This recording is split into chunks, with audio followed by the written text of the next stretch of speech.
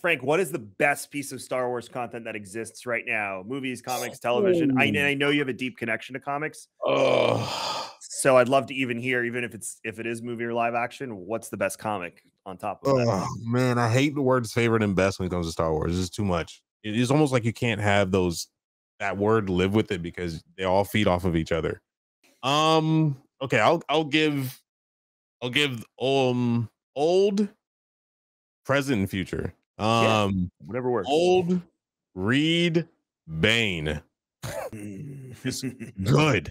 Okay, this is when writing. I don't know. The authors cared about stuff, when it came down to like fans, and there's so much stuff you need to know about Bane, and you'll understand the concept of the rule of two.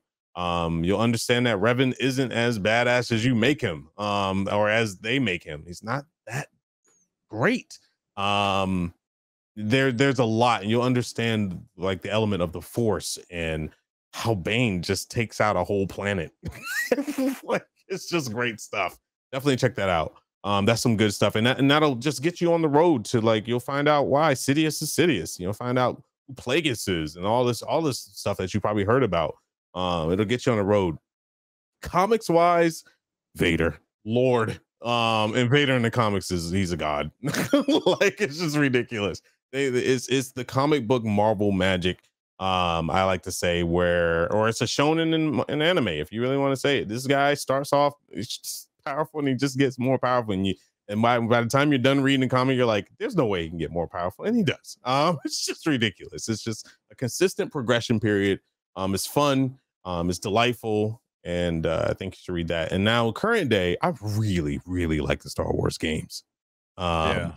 Man, the recent release of Jedi Survivor was, oh my gosh, it was everything.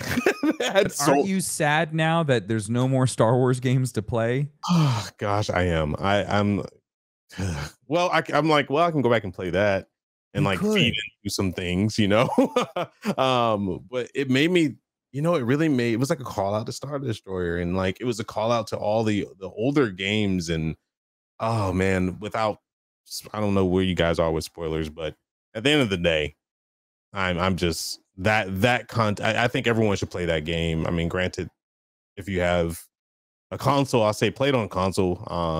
Just go ahead and do that. And if you have an extremely powerful PC, Best of luck. PC. Yeah, best of luck. Yeah, I played it on a brand new card. I literally installed my card. I have a Radeon X7900 XTX, whatever. It's 24 gigs. Okay. I'm not a guy that turns games down on the lowest. I have to have it on the most prettiest setting. It's just me. I'm weird like that. I feel that. 22 gigs of that card was used. Oh my God. For Star Wars. RAM hog. 22. Yes. And I only experienced slowdowns during some cutscenes, and that's just out of control. But other than that, yeah, it was hot in here. Thinking to have liquid cooling.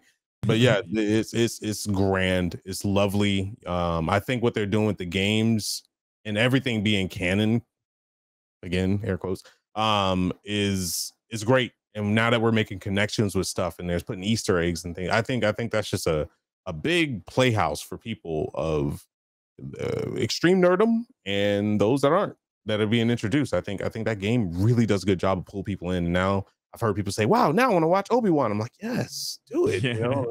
Finally. So yeah, I think there you go. There's your answer. I have to cut myself off because I'll talk forever. No, you keep going. This is what we do. We love this. That's really it. Thrawn is definitely, that was a treat. Ascendancy, that is.